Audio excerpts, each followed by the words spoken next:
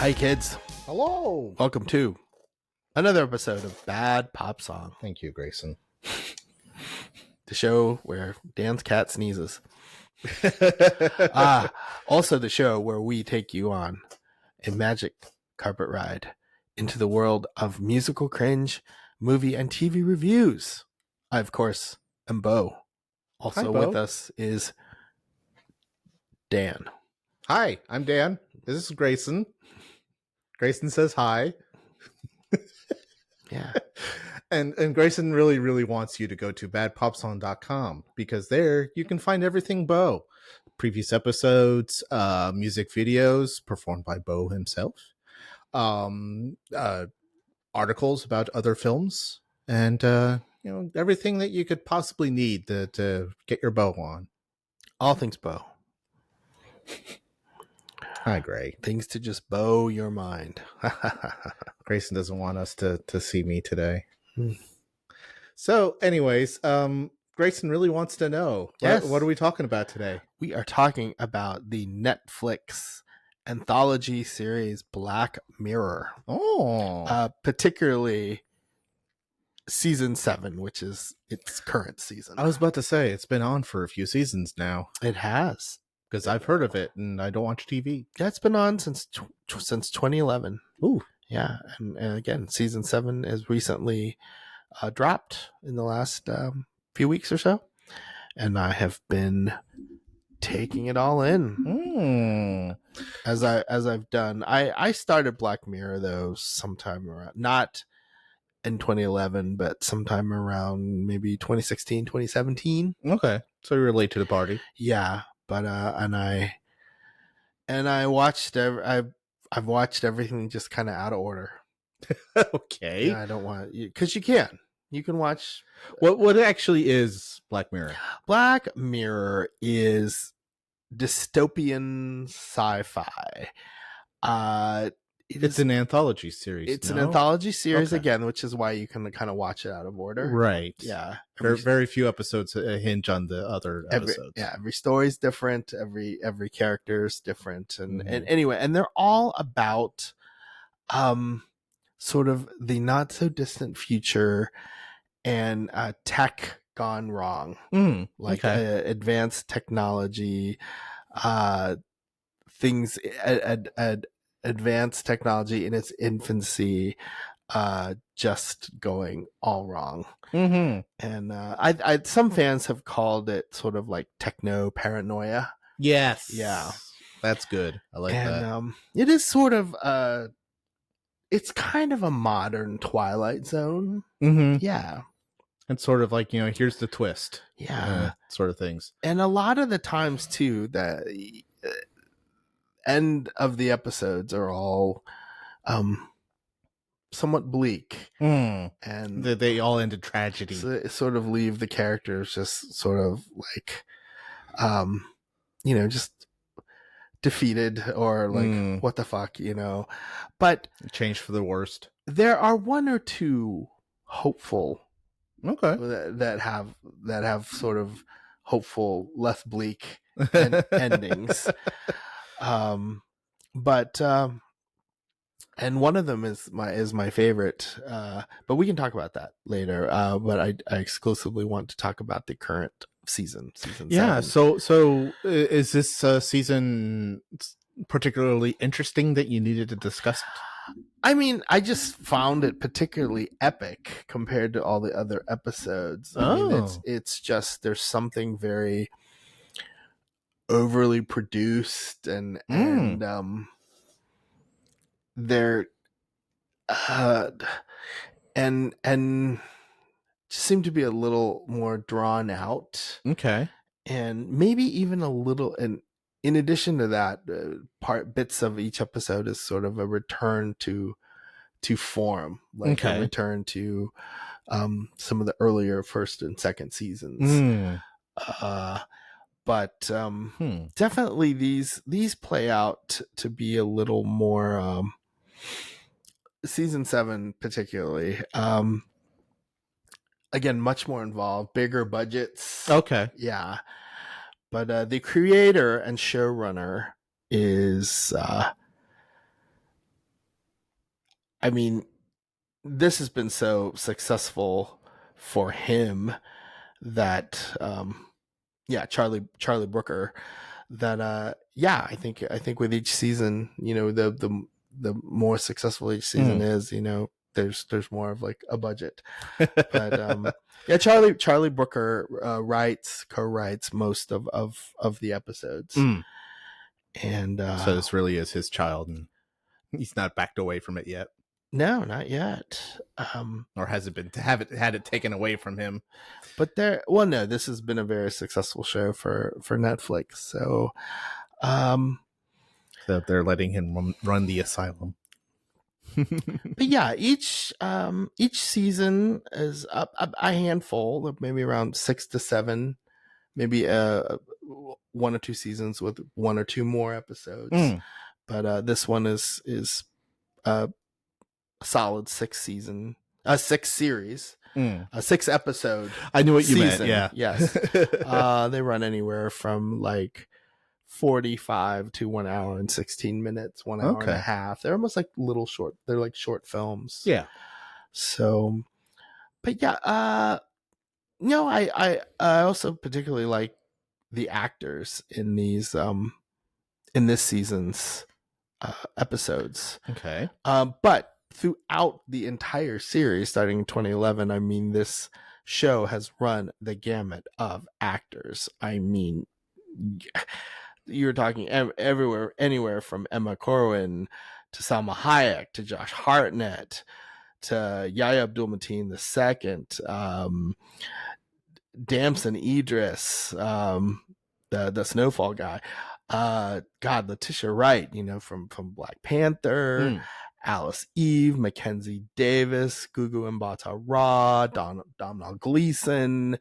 I mean, like BAFTA winning actors, big British actors, Chris O'Dowd, Paul Giamatti, Issa Rae, Zazie Beetz, Anthony Mackie.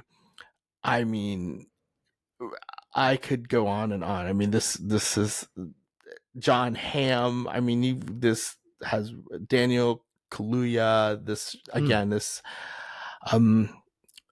it has just about every actor you could possibly imagine has been. And I wonder the anthology-ness of it lends itself well, because it's like you just have to show up for a few days of filming. You're not committing yourself to an entire series, but you get to have a decent paycheck and do something fun. Yeah, maybe the short term of it. Yeah, like they're not taking like the entire duration it would take to make a film, right? But and just to tell an interesting story. Yeah.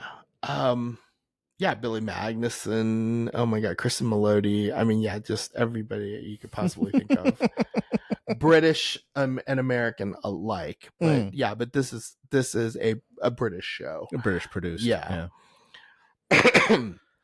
But so should we talk about this season in particular? Yeah, I would love to talk about this current season 7. Season 7 consists of Common People, Bête Noire, Hotel Reverie, Plaything, Eulogy, and USS Callister, Into Infinity. And USS Callister is actually a sequel to a USS Callister episode. Yeah. Earlier on in the which that I'm sure you've heard of. Yeah. I've heard of it. Yeah. I've not watched the episode, but I've read about it because everyone was like, "Oh my gosh, this is old time Star Trek. It's awesome." And then they made the whatever the current one is. Yes, USS Callister was from season 4. And season 4 actually has a lot. It probably has my favorite episode ever. Even after watching season 7, I was wondering if my favorite episodes from season 4 would still stay my favorite episode, and it still has. But again, we can talk about that later. All right. So go ahead, ask me whatever. So what are the general plots of each one? Just give me a quick elevator pitch, because you don't want to give away the secrets. Well, Bête Noire is about a confectionery whiz, and she works for a company where all of her, her sweets. Mm-hmm. They become very successful and are marketed in different brands and an old schoolmate of hers ends up working there, and there's something very odd about her, and it makes Sienna, the confectionery whiz, very uneasy. Yes. So yeah, there's that. There's probably my favorite episode of season 7 is Hotel Reverie, which is it's about a movie studio that's like trying to revolutionize the film industry. Okay. And sort of put old movies, vintage films back on the mark by making them immersive. Like it's the exact same film, black and white. Well, in particular, this Hotel Reverie, which is sort of a spoof on like Casablanca or something. Gotcha. All the same actors, but then there's one actor that is replaced by a current modern day actor. Whoa. Yes. And in this particular show, Hotel Reverie, it stars Issa Rae and Emma Corrin. And Corrin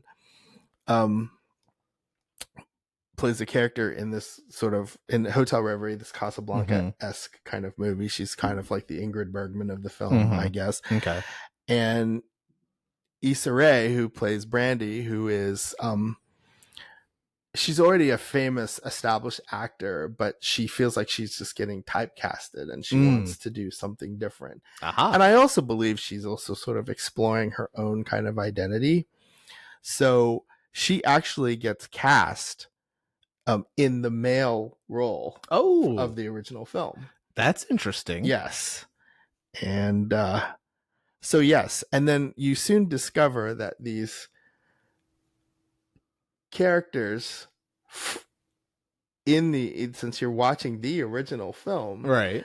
The Issa Rae character Brandy, she realizes that like the Emma Corrin who plays Dorothy, these people are self-aware. Yes. Sort of that AI coming alive thing. Yes, definitely AI coming alive because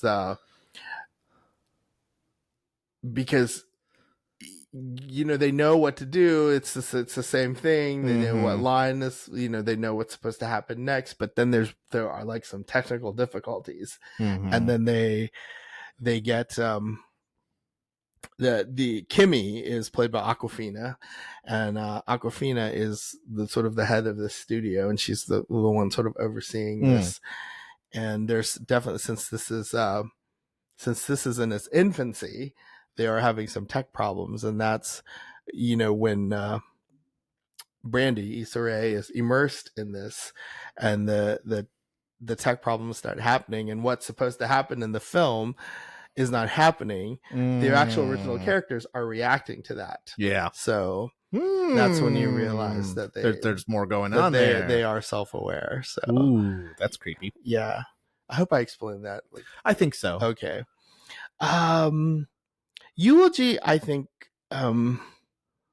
Eulogy is a sad episode that stars Paul Giamatti, and he plays an isolated 50-something-year-old guy, and he's introduced to this, also in its infancy, this system that allows you to step into old photographs. So he's stepping into these old photographs and he's seeing like his younger self and all these other people from his past and everything, and sort of that augmented reality immersion sort of technology. But he is very sad and lonely and isolated, and there's something that happened in his younger years that he never really recovered from. And there's so much more to the story that he didn't realize that he figures out once he's immersed into these old photographs. Okay. Yeah.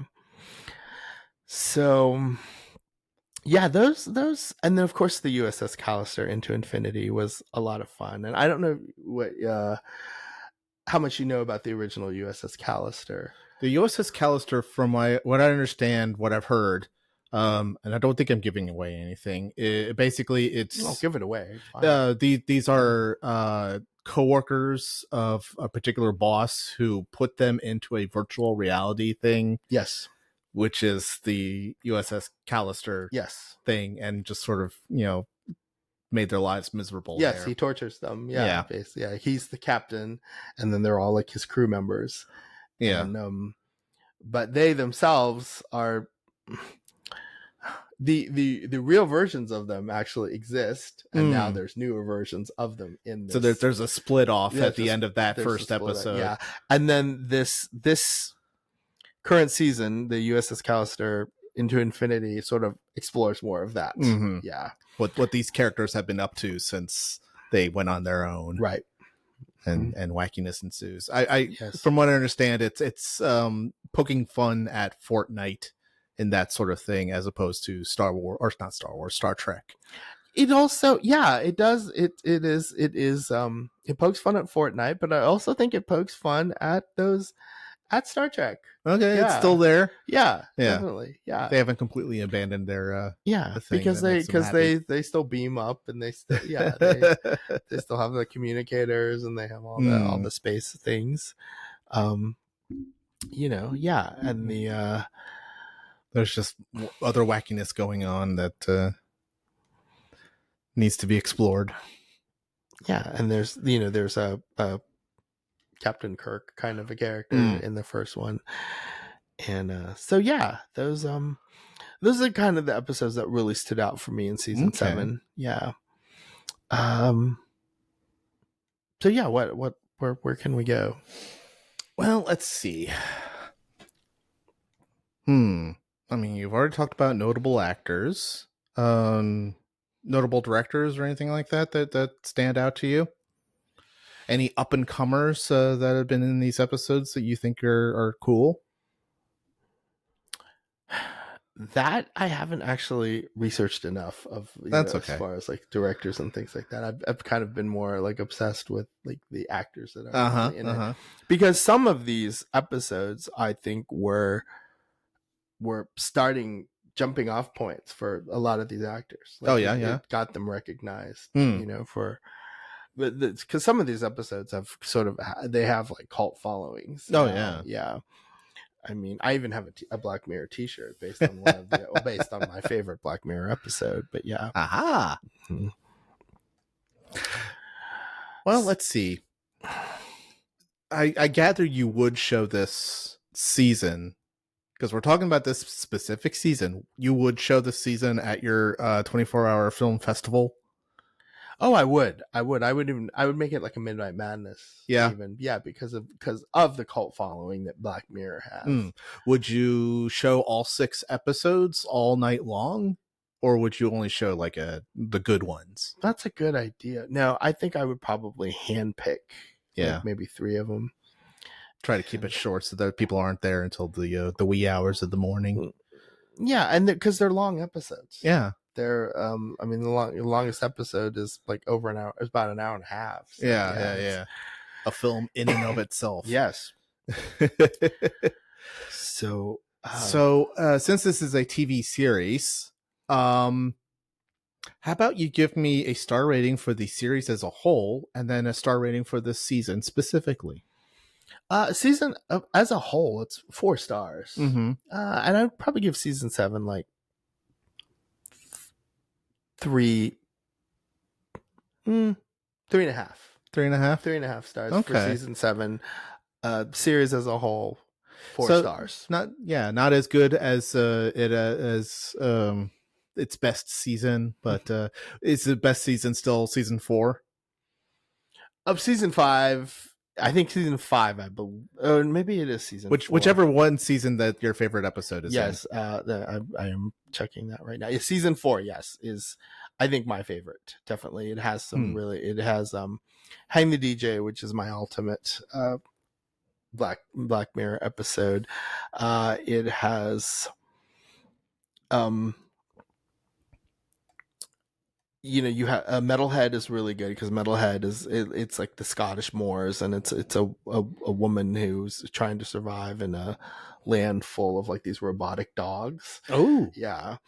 And so, and then Crocodile too is also, it's really just creepy and disturbing. And sounds like there's just wildly different episodes. So if you're not totally sold on one episode, just switch to the next episode and see if that one suits your fancy. That's why, again, it's just a show that you have to watch out of order. I mean, you don't have to; you can watch it in order. But I mean, it I think you get a lot more from watching it out of order, and then you'll get involved in it enough that you'll eventually watch enough, or you'll want to watch more, or you'll end up just watching all of them. You know? So I definitely don't recommend watching episode 1 of season 1 first. Really? Don't watch that first, because it's not a good introduction to the concept. It's not a good introduction to the series. It's if you were new to Black Mirror, season 1, episode 1 is not the episode to watch. Which episode is? Does it depend on your preference in film? Well, no, it's not a bad episode. It's just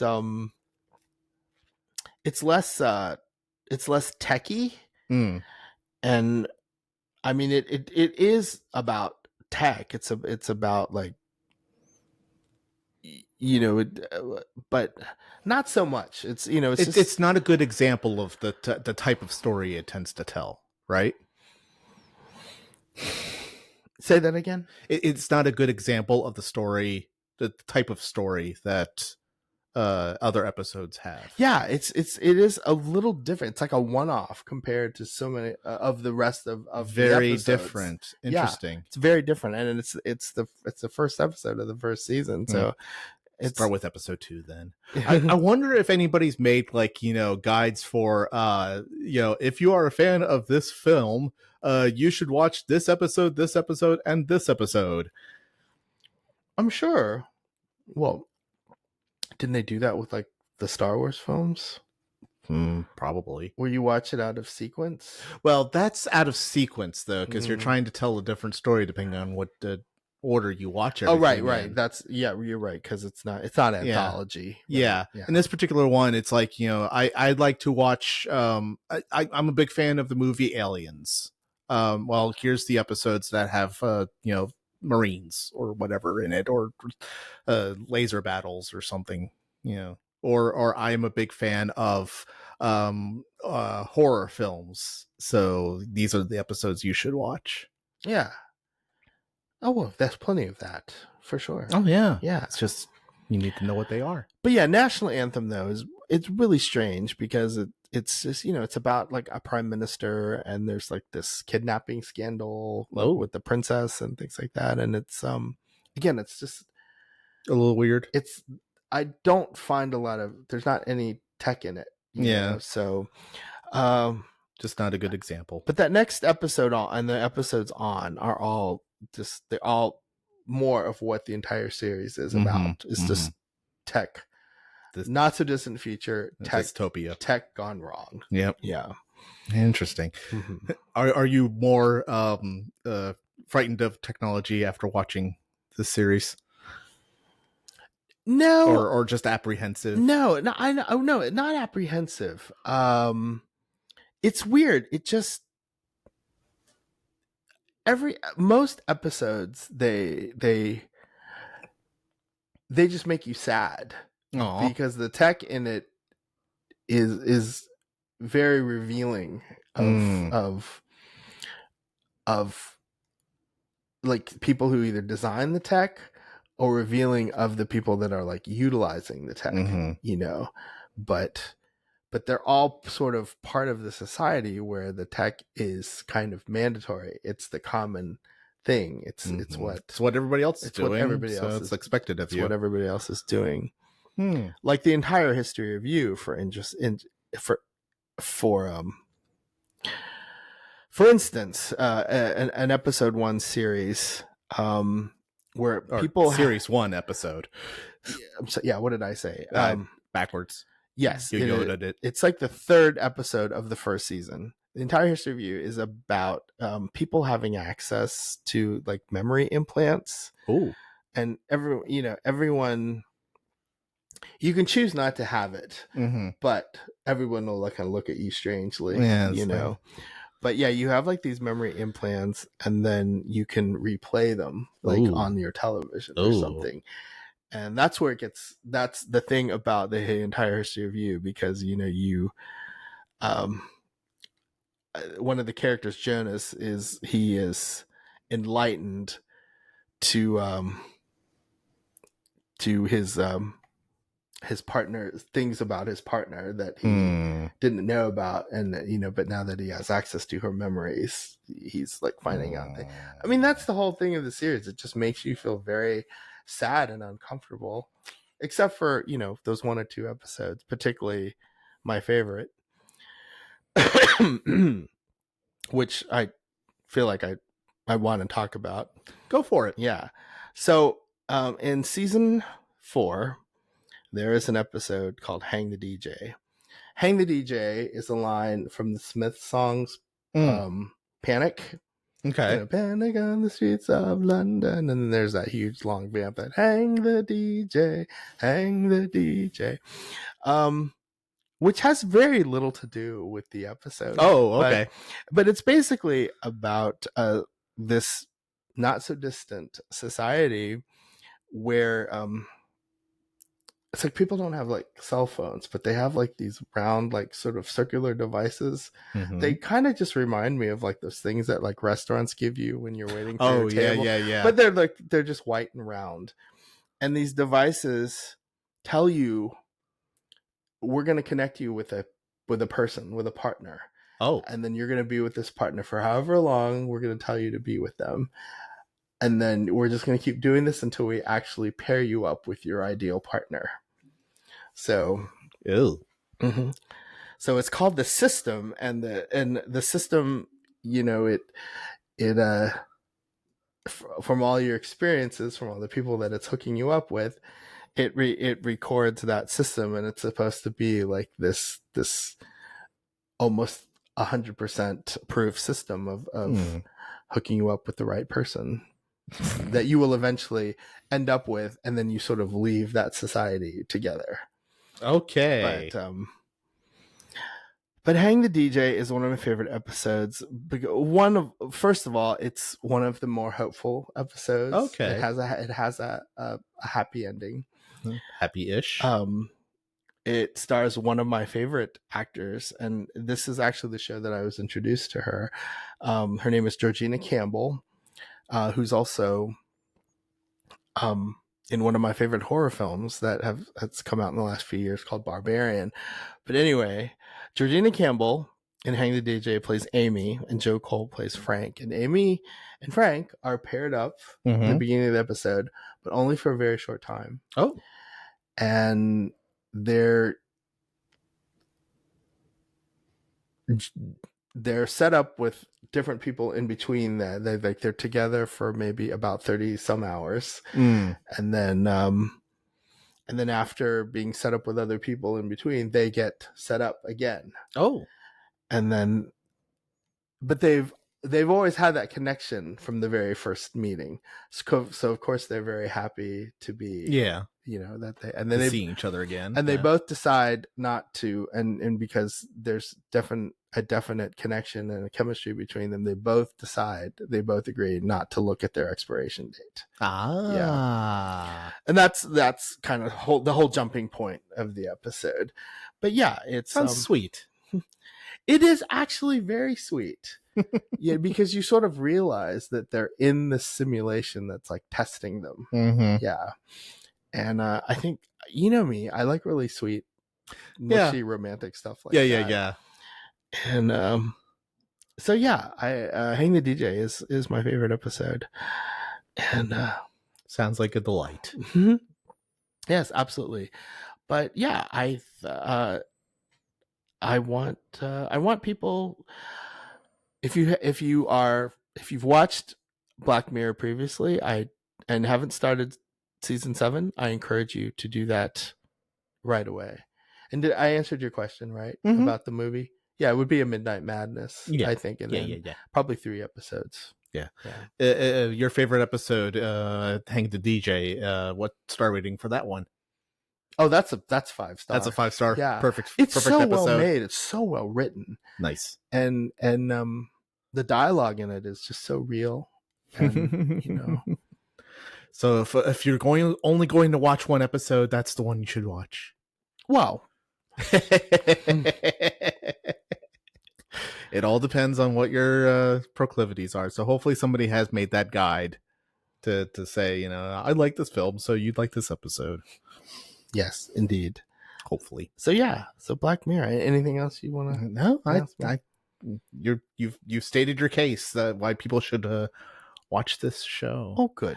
It is available on Netflix, you said? Oh, yes. Netflix. All 7 seasons. Oh, wow. Mm-hmm. Just go binge it for a few days. Oh, and I can't believe I didn't mention Miley Cyrus is even in an episode of Black Mirror. So cool. Yeah. I guess. And Jesse Plemons too plays Robert Day, the very famous USS Callister, and he returns for the USS Callister sequel in season 7. Okay. Mm-hmm. So fun times. Yes. Well, there you go. Black Mirror, Netflix. Yes, go for it. Mm-hmm. Meanwhile, thank you for watching this episode of Bad Pop Song. Mm-hmm. Yes, thank you. Something like that. Hey, you should check out our website, badpopsong.com, for the latest episodes, links to the songs and films and TV shows and whatever else is what you discuss. See some really cool music by Bo. It's good stuff. You should check it out. Yes. It'll bow your mind. I see what you did there. Yeah. You missed it the first time because of Grayson. Oh, I'm sorry. No, it's okay. I am easily distracted by my cat. So before I get distracted again, you should like and subscribe Bad Pop Song on YouTube. Yes. Go to youtube.com/@badpopsong and go hit that button if you haven't already. Please. Tune in next time when Bo continues to invite us into his magical, wondrous bubblegum world of all things media music to make you cringe. Yes. Until then, I'm Dan. I am Bo. This is Grayson. He's off camera. He's off camera. Have fun. Yeah, stay groovy.